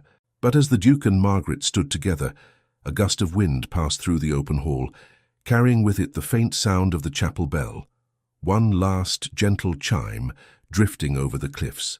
The morning after the chapel bell tolled, Ravenshire was silent again, but it was a different kind of silence, no longer heavy with fear, only filled with the gentle hush that follows a storm. Margaret rose early, feeling the faint warmth of spring creeping through the stone corridors. In the great hall the servants moved quietly, polishing brass and sweeping the hearth as if afraid to disturb the peace that had settled over the house. The Duke sat by the window, a letter open before him. He looked up when she entered. "You were awake before dawn," she said softly. He smiled faintly. "Habit, perhaps, or restlessness. I've grown unused to quiet mornings. Do you regret it?" He shook his head. "No. Only wonder how to begin again." Margaret moved closer, glancing at the letter on his desk. "From the magistrate?" "Yes. He confirms that Simon's confession has been accepted. The matter is closed. That should comfort you." "It does," he said slowly. "And yet, I wish my brother were here to see that the truth freed us both." She laid a hand on his arm. "Perhaps he does see." He turned toward her. "You always speak as though you believe heaven still listens." "I do," she said simply. "I've seen too many lives saved to think otherwise." He smiled faintly, looking at her with quiet admiration. "Then perhaps I'll learn faith from you." Before she could answer, the butler appeared at the door. "Your Grace, the rector has arrived as you requested." The Duke nodded. "Show him to the chapel. We'll join him shortly." When the butler left, Margaret frowned gently. "The chapel? What for?" He rose, straightening his coat. "To bless it anew. The rector will cleanse what sorrow once lived there. I would like you to be present." She hesitated. "Will you be able to bear it?" "I must," he said. "If this house is to live again, its heart must be whole." They walked down the path together, the morning air fresh and calm. The sea was silver under a pale sky, no longer violent, only vast and still. As they approached the chapel, the door stood open, sunlight spilling across the worn stone floor. Inside, the rector waited by the altar, an elderly man with kind eyes and a gentle voice. "Your Grace," he said with a bow, "I'm honored to be here." "Thank you for coming," the Duke replied. "This place has seen much grief. I would see it restored to peace." The rector nodded. "Then let us begin." Margaret stood beside the Duke as the old man prayed, his voice echoing softly through the small chamber. The words spoke of forgiveness, renewal, and mercy, simple words that seemed to wrap the room in calm. The air felt lighter when he finished. The rector turned to Margaret. "You too have a place in this restoration, child. Your courage has been the Lord's instrument." She lowered her gaze. "I only did what was right." "That is often the rarest thing," he said kindly. After the blessing, the Duke remained behind a moment longer, his eyes fixed on the altar. "I think he found peace here after all," he murmured. Margaret touched his sleeve. "Then let that peace be yours too." He nodded, but his voice was soft when he spoke. I never realized how much life I'd forgotten to live. Perhaps this is where it begins again. They walked back to the castle in companionable silence. The servants watched them pass, whispering with quiet smiles. Ravenshire was no longer a house of whispers and shadows, but one of laughter beginning to return. That evening the Duke gathered the household in the hall. The fire burned bright, casting warmth across the faces that had once looked only fearful. "You have served through darkness," he said, his tone steady. "Now we stand in light again. You are free to leave if you wish, but if you choose to stay, Ravenshire will be a home once more." No one moved to leave. The butler spoke for them all. "We stay, Your Grace. This house is ours as much as yours." The Duke smiled, gratitude in his eyes. "Then Ravenshire lives again." Later, when the others had gone, he turned to Margaret. "I've sent word to London. I'll reopen the estate school, as my mother once dreamed. Children from the village will learn here. The house will have laughter again." Her eyes brightened. "She would be proud." He smiled. "You remind me of her sometimes. She was strong, though the world expected her to be silent." "Then I take that as the highest praise," she said gently. They sat together by the fire as dusk deepened. For the first time there was no tension, no secret, no fear between them, only quiet understanding. "You've done something no physician ever could," he said after a long pause. "What's that?" "You've healed Ravenshire's soul." She looked into the flames. "Then it was worth every tear." He turned toward her. "And what of you, Margaret Hayes? What will you do now that peace has returned?" "I don't know," she admitted. "London seems so far away now. I came here thinking only of duty. I leave thinking of—" She stopped herself. "Of what?" he asked softly. She hesitated. "Of what it means to belong somewhere." He took her hand gently. "Then perhaps you need not leave at all." Their eyes met, and she saw in his expression not command but hope. She smiled faintly. "You would have me stay as your nurse forever?" He laughed quietly. "As my equal, if you can endure it." "I think I could endure worse," she said. The fire crackled, and for a while neither spoke. The storm outside their lives had finally ended. Days turned into weeks. Spring came fully to the cliffs, painting the moors with green. The Duke regained his strength. Colour returned to his face. Margaret oversaw the preparations for the school, spending mornings among carpenters and afternoons teaching the maids' children their letters. In the evenings, she and the Duke walked the gardens together, speaking of everything and nothing. The future, the village, the sea. The bond between them grew quietly, not from drama, but from peace hard won. One afternoon, the rector returned to bless the new schoolroom. The Duke stood beside Margaret as the villagers gathered. "This house once held silence," he told them. "Now it will hold voices again." The villagers cheered softly, their eyes full of gratitude. Afterward, the children ran through the halls, laughing where once there had been only echoes. Margaret watched them, her heart swelling with joy. The Duke came to her side. "You see? Ravenshire belongs to life again, and you to it," she said. He looked down at her. "And you?" She met his gaze, perhaps to both. That night the sky was clear, and the stars shone over the cliffs. Margaret stood on the terrace, the sea whispering below. The Duke joined her quietly. "It feels different now," she said. "Even the wind seems to sing instead of mourn." He nodded. Perhaps it was waiting for this peace as much as we were. He turned to her, the light of the stars catching his face. "You've given me back everything I lost, and you've shown me that love can still grow in broken soil," she said softly. He took her hand. "Then let us build something new from it, something lasting," she whispered, "something true." They stood together, the night wind cool and gentle around them. Below, the sea shimmered under the moonlight, calm for the first time in many months. As they turned to go inside, the butler appeared in the doorway, smiling. "Your Grace, Miss Hayes, the housekeeper wished me to remind you the chapel bell has been repaired. It's ready when you are." Margaret looked at the Duke, her heart catching in her throat. He smiled softly. "Then the house is ready too." The servants' laughter drifted from the hall, and the scent of the sea filled the air. Ravenshire was alive again, its pain buried beneath renewal. Margaret paused at the doorway, looking back toward the cliffs. For the first time, she felt no fear of what waited beyond them, only gratitude for what remained. The Duke followed her gaze. "Tomorrow," he said quietly. "We will ring the bell again." She turned to him. "For remembrance? For hope," he said. The word lingered between them like a promise, but as they stepped inside, a gust of wind swept through the open doors, strong enough to rattle the windows and snuff out half the candles. The servants looked up in surprise. Margaret frowned slightly. The air changed so suddenly. The Duke glanced toward the chapel, a shadow passing through his expression. Strange. The sky was calm a moment ago. The butler hesitated. "Your Grace, perhaps it's nothing." But someone lit a candle in the chapel again.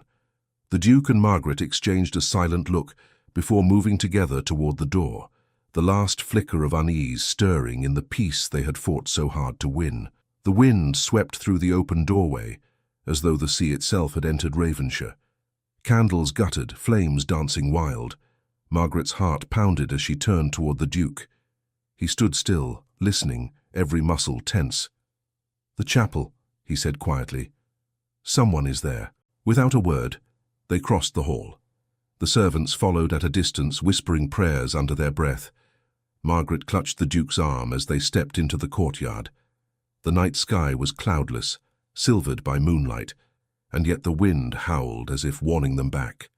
When they reached the chapel, the door stood ajar. Inside, a single candle flickered on the altar, the same place where Simon had knelt for the last time. Margaret took a step forward, her voice trembling. "Who's there?" No answer came, only the soft crackle of wax. The Duke moved ahead of her, his hand tightening around hers. "Stay close," he murmured. They entered together. The air was cool and still. The flame wavered, then steadied as though in greeting. The chapel seemed untouched, but a folded piece of paper lay beneath the candle. Margaret reached for it and read aloud, her voice low. "Let Ravenshire remember love, not sorrow. When the bell rings, let it ring for life." The Duke's expression softened. Simon's handwriting. She looked up at him. Then he did find peace. He nodded slowly. The bell tolled for him that night, not to mourn, but to bless what we have yet to build. Margaret placed the note back on the altar. "Then let it ring again," she said.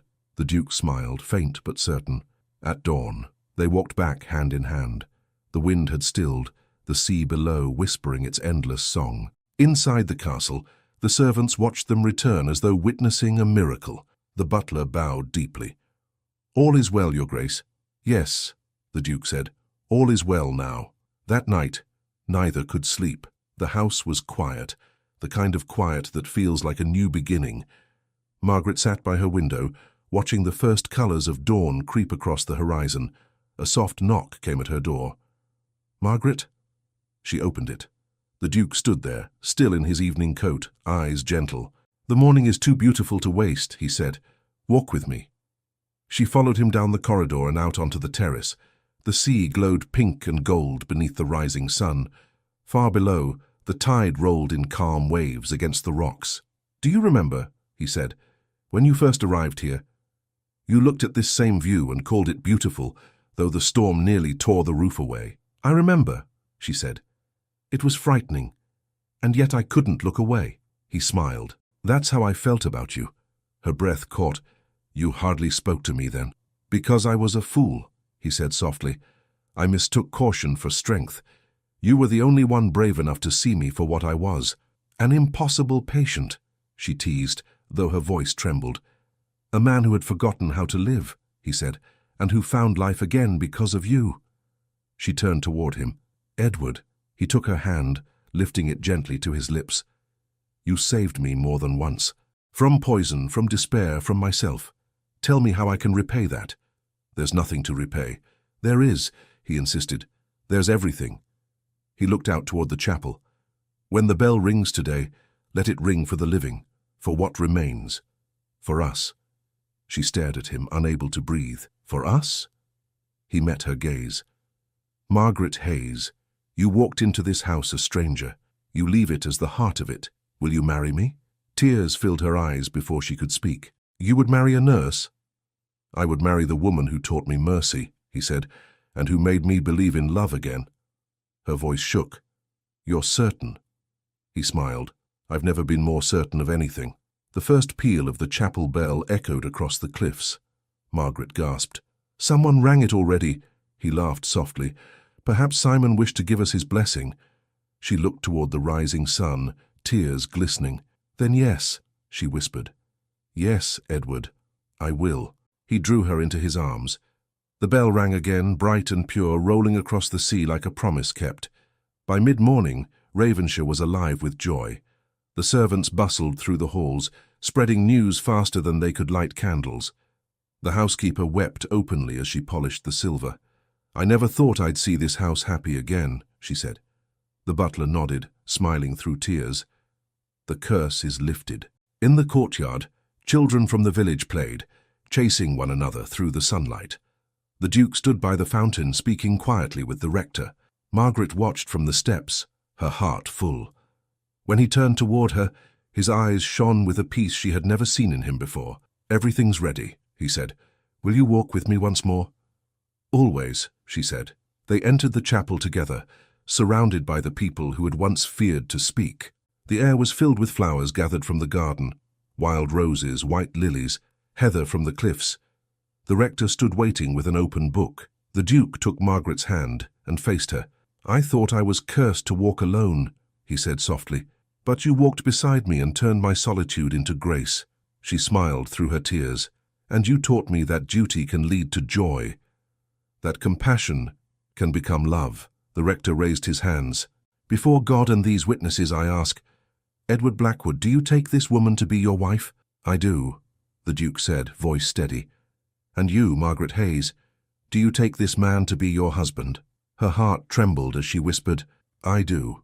Then, by the authority of the Church and in the sight of heaven, I pronounce you man and wife. The bell rang again, its sound soaring over the cliffs.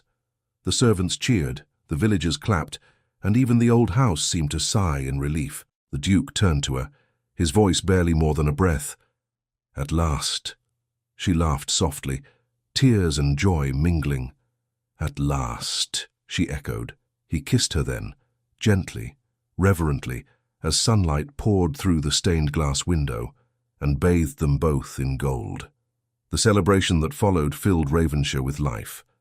Tables were set in the hall, music drifted through the corridors, and laughter replaced the long years of silence.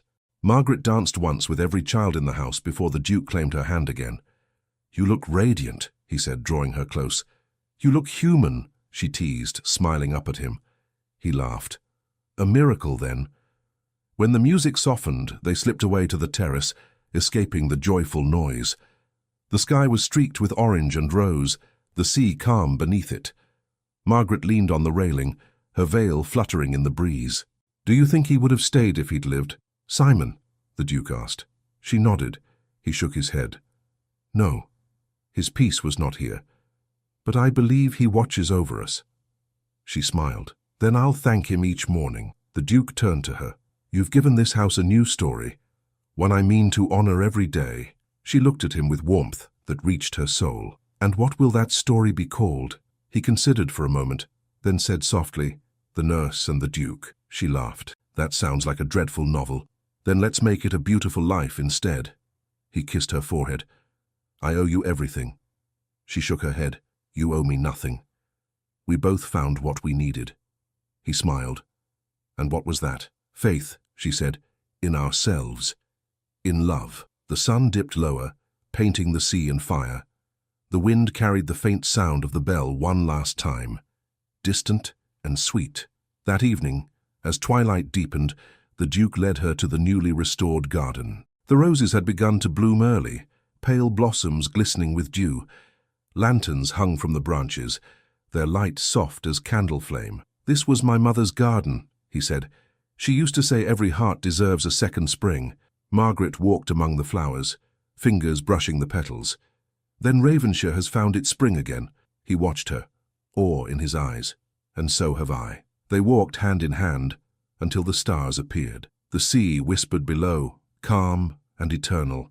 Margaret rested her head on his shoulder. Do you ever think of London? He asked. Sometimes, she admitted, but only as a place that taught me how to leave. He smiled. And now I think of home, she said softly. And I see this. He turned her gently toward him. Then promise me one thing. What is it? Never doubt how deeply you are loved here. I never will, she whispered. He kissed her again, slow and sure, his hand trembling slightly against her cheek. You've turned a house of sorrow into a place of light. You've turned me into a man capable of joy. Then joy is yours forever, she said. They lingered there long after the lanterns burned low, speaking softly, laughing sometimes, falling into the quiet comfort of those who no longer fear silence. As night deepened, the butler appeared at the garden gate. Your Grace, he said gently, the household waits to toast you one final time. The Duke smiled. Then let them wait a moment longer. Margaret laughed softly. You'll spoil them with kindness. They've earned it, so have you. He offered her his arm. Shall we, Duchess? She hesitated at the new title, then smiled. We shall. Inside, the hall glowed with golden light. Glasses were raised, songs were sung, and even the walls seemed to echo in harmony. When the final toast came, the Duke lifted his glass. To Ravenshire, he said, may its halls never again know silence. Margaret lifted hers beside his. And to love, she added, the kind that heals what life once broke.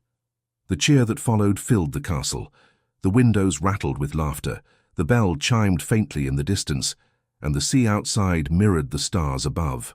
Later, when the guests had gone and the fires burned low, Margaret and the Duke walked once more through the empty halls. The moon shone through the tall windows, silvering the stone. Do you hear it? She asked. Hear what? The house, she said softly. It's breathing again. He smiled, drawing her close. Then let it rest. It's earned its peace. They stopped at the great door, looking out toward the cliffs. The wind carried the faintest scent of roses and salt. Margaret leaned into him. When you first wrote for a nurse, she murmured, did you imagine this? He laughed quietly. Not even in dreams. Nor I, she said. But I'm glad the world led me here. He looked down at her. Then stay here forever, Margaret. Stay as my heart, my home, my dawn. Her eyes filled with tears again, though her smile never faltered. Forever. He kissed her once more. A promise sealed beneath the watching stars. The waves below murmured softly against the cliffs, endless and steady, and the chapel bell rang one final time, not for mourning or memory, but for joy, a single perfect note carrying over the sea, as Ravenshire at last found peace. Thank you so much for listening to this story all the way to the end. We hope it moved you as much as it moved us while telling it. We'd love to hear your thoughts. Leave us a comment telling us where you're listening from and what you liked the most. Rate this story from 0 to 10. What score would you give it? If you enjoyed this story, don't forget to subscribe to the channel and leave a like as a show of support. That really motivates us to keep creating and sharing more stories full of emotion and life lessons.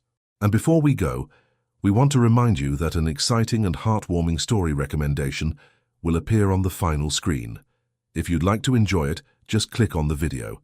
Thank you once again for being here, and we'll see you in the next story.